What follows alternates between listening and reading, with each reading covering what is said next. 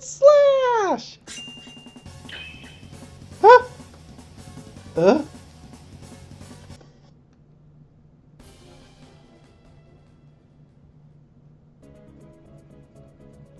Hello, Yami. I missed you. Just as I was being covered by her slug body and was losing consciousness, High Slug Girl unconsciously pulled back in response to a slashing attack, suddenly flying at her. When my hazy consciousness came back to me, I saw my rescuer standing in front of me, a demon dressed in risque Japanese clothing. Hey, are you okay? Who are you? Whew, I thought he was done for her there, but it looks like you got here just in the nick of time. Though she may be a demon, she's the sovereign who protects humanity, the Nekama Yami-chan! What are you doing? You don't interrupt someone who's gracefully consuming a human. What's graceful about that? You've blown the outside of the shrine to smithereens! I'm here because I heard a huge noise and sensed evil. I'm not going to let you do whatever you want in my shrine.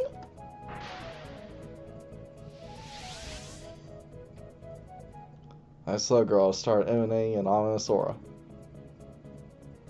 Kazuya, with Yami-chan here, you can now use support skills.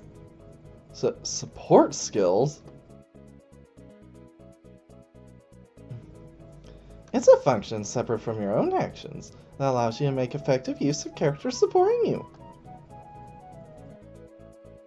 Support skills don't use any of your own vitality and don't consume your own turn when used. So there's no harm in using one at the beginning of every turn. As for the details, well, best you see it in action. Just give it a try. Alright, support, sovereign, insight. One of Yami's support skills nullifies received physical damage and counterattacks. Here I go!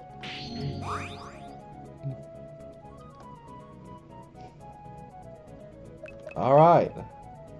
And now we can attack. Cannon shot!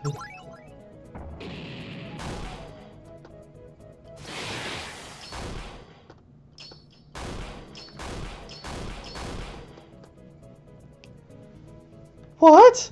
You stopped all my thrusts with your sword? Just what are you? Well, of course she did. Her skill with the blade isn't just for show. She's the one who defeated the Black Fox, one of the legendary evil nine-tailed kitsune. No matter how much more powerful the World Fusion has made you, you'll never be able to get past her counter. You can keep trying if you don't believe me. No, let's not get carried away. Come on, Kazuya, this is our chance. This is your opportunity to take the fight to her. Use that support skill to keep that counter up while you attack. Alright, fight. Support. Sovereign's insight.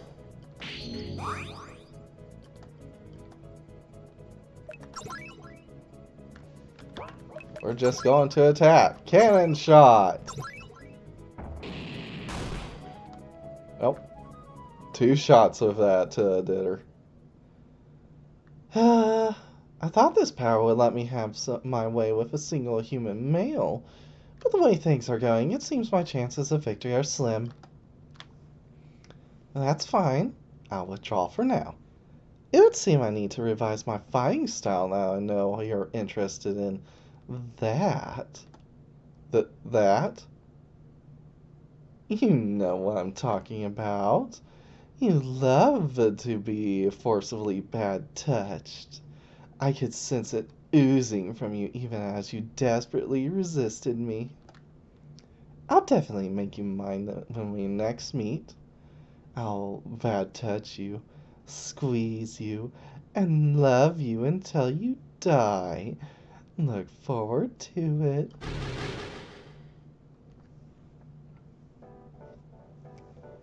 Are you okay? No injuries or anything? Yeah, I'm fine. Thanks for saving me back there. No problem. It's my job as sovereign to protect the peace of this shrine. But why are you here? You're too old to be a student. I can't imagine anyone who had business at an abandoned shrine like this. Ah, don't tell me you're here on some test of courage or something. The shrine does have quite an atmosphere at night. Did you get attacked by that other girl when you came to have a look? No, it's not any of those things. She's super close, and her boobs are swaying so much. Is she doing it on purpose? No, I can't let myself get worked up. After I was just told how much I was oozing masochistic vibes or whatever. Still, though, I could feel something off about that girl from before, different from the aura of demons have. I thought that this barrier over us might be her doing, but seeing that it didn't disappear even after she left, I suppose it wasn't. Just what on earth is it? In you. I can sense magic power within you, but it seems familiar to hers. It feels less like you've materialized and more like you've appeared. And you talked about me before like you knew who I was. Don't tell me. Are you the one who summoned me here? Bingo! That girl and I are monsters. For now you can just call us monster girls. Unlike you demons, we don't require energy from organisms or a medium to stay materialized in the human realm. It's not uncommon for some of us to squeeze humans as a means of reproduction. Monster girls. Monsters. Also, I was the one who made the barrier. But while it's true that I'm projecting your shrine, this place is neither in the human realm nor in the imaginary space. You're one of the guests I called here for the purpose of helping Kazuya-kun. The rest of the details can wait until everyone else has finally gathered. Helping him? You mean you want me to protect him from that slug girl before? Well, what happened just before was an irregularity. The one who you two needed to defeat is more... Ah, it's time! I gotta run! Things would get troublesome if I missed this chance, so I gotta rush off and finish getting everything ready. I'll be back after I'm done. She's going off doing her own thing again. Well, wait! You mentioned Abaddon. Were you talking about those twins who tricked Mikuro? Huh? That's all you know? She really hasn't told you anything, has she? Now that not that I'm in any position to criticize someone else for that. That's right. Those twins are called Abaddon. They're the enemy you'll need to defeat this time. You're not the only one they're after. They're going to not just threaten this world. Any world ever affected by an intervention will be in jeopardy. And if that happens, my world will also be affected, sooner or later. In other words, if those two have their way, it won't just be your problem, but mine too. That's why I'm helping out like this. But, I defeated them once before. And Cheshire as well in that forest. Those were just proxies Abaddon was using for materialization. If you equated it to the human body, those forms would be less than a finger. I wouldn't even count them as real battles. Using so little power, they can keep their existence and meddling hidden. That's why you need to defeat their true form. But with how powerful they are, you'd have no chance of winning on your own, which is why I'm assembling guests. And Yami-chan here is just one such guest.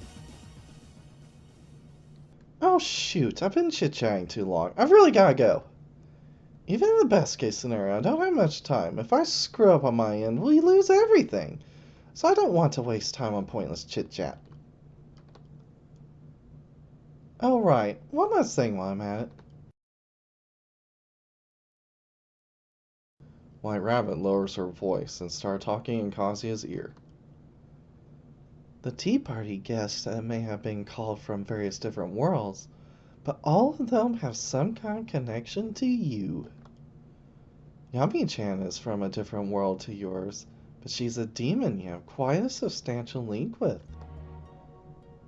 The Kazuya-kun of her world was actually her owner back when she was in cat form. Hmm? He supposedly vanished one day before she turned into a demon, but since she was a kid at the time, she herself hasn't yet realized who you are. But deep down, there'll be some part of her that is drawn to you. So while it's definitely possible you might be sexually approached by her, given everything that's happening, try to keep it in moderation, you masochist-kun? Don't make fun of me! What kind of sex fiend are you making me out to be? You mean you're not? When we first met in my room, you had this lewd look in your eyes as you stare at my body. You pervert. No, that's not... Hey, hold up! Kazuya. Hey, not you two. I'm telling you, it's not true. Who wouldn't be staring at someone looking like that who just suddenly pops out of nowhere? Just because she's got her little fur bikini going on. So you admit you were looking. Hey, sorry for interrupting your fun moment, but should we be moving on now? Fun? Kazuya-kun, was it? Like I said before, my name's Yami. Let's get along, okay? We'll get to the main shrine building if we follow the stone path for a bit. We can catch our breath once we're inside. So why don't we go rest there for now? Well, there's no point hanging around here. That white rabbit who seems to be vital to what's going on has gone off somewhere. So we'll have to wait until she comes back anyway. Since you and her need to swap info and explain what's going on, you might as well head to a quiet place to do that. It's settled! Follow me!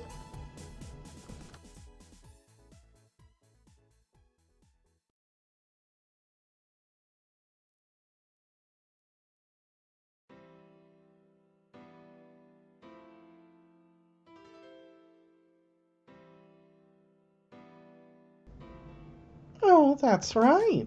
Your world is different from mine, isn't it? While they're quite similar, there are parts that aren't the same. Like demon rounds and MOW. We use those words, but what they stand for and how they are used is completely different. It's so strange. Yeah, for someone like me whose world is in the middle of a war, it's hard to imagine a world in which demons and humans coexist together. It's not like every single human and demon accepts it, though. That's why there are demons like me who have the role of protecting others. I'm sure even in your world that if the war would just end, the day would come when humans and demons live side by side together. Yeah, I hope so. But to achieve that, I need to do something about MOW, the organization that caused the war in the first place. You have no idea, Kazuya.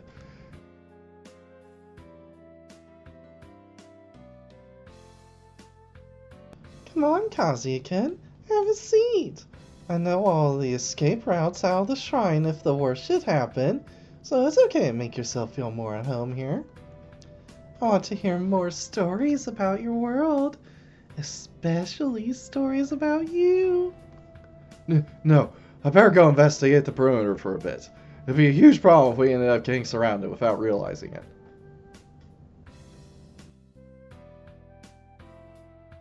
Hey, why are you getting all red? You must be used to being alone with a demon by now. A demon's a demon. I have a hard time dealing with ones who aren't hostile at all. Especially when I'm not trying to escape from them when they've declared themselves to be an ally. I can't help but be wary. And the way she acts, as a man, That innocent, carefree nature, the way she casually shakes her boobs is... I suppose it's just like when he was spending time with Sphinx and her riddles.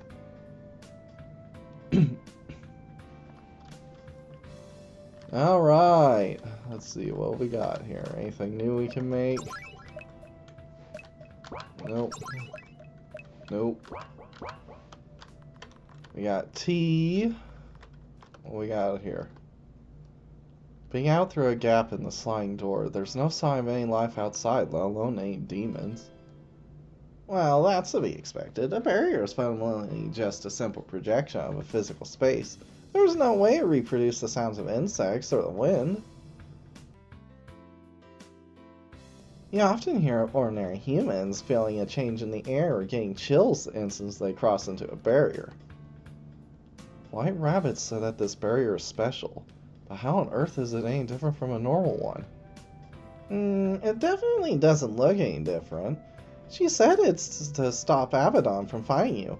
But is it really possible to find a specific barrier anyway? If Abaddon actually had that kind of ability, that'd make him one hell of an enemy. This isn't extremely powerful enough to need multiple guests like Yami-chan to help. We can't entirely dismiss the possibility that Abaddon has such an ability. What have you got for us, sheep? Hey, long time no see. I brought you this save point and the iron box here with me. Obviously, I can't bring the bed, too. From here on, I'll be leaving these two things in helpful places. It's about the only thing I can do. To be honest, Abaddon's influence is so strong I can't meddle in other worlds too much. Even just appearing in front of you like this is quite a strain. So do your best, okay? Thank you, helpful sheep. And with that, I think we're going to call it for now. Pick this up next time. Until then, later.